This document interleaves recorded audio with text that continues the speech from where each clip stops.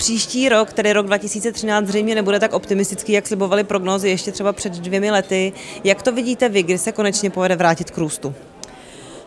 Ja si osobne myslím, že to prostredie nie je také negatívne. V podstate ekonomika sa filtruje, pretože pred recesiou tu bolo až nezdravé plné prostredie a mám pocit, že Európa postupuje dopredu, ale takými malými krôčikami.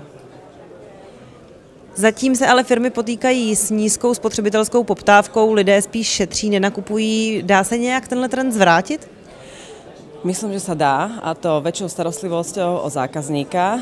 Čiže keď firmy začnú rozmýšľať aj o tom, ako sa postarať o zákazníka a nie ako mu len predať tovar, tak ja myslím, že táto vec by mohla pokročiť ďalej.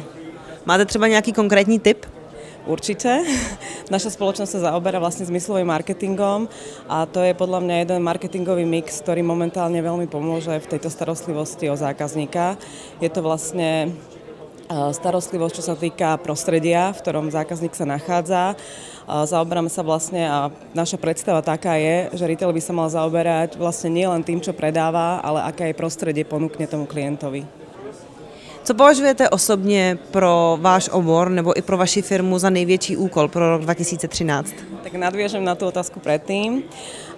Naša najväčšia úloha je v tom, aby sme naučili retail používať zmyslový marketing, aby vlastne dopriali tým klientom to prostredie, v ktorom sa bude cítiť lepšie.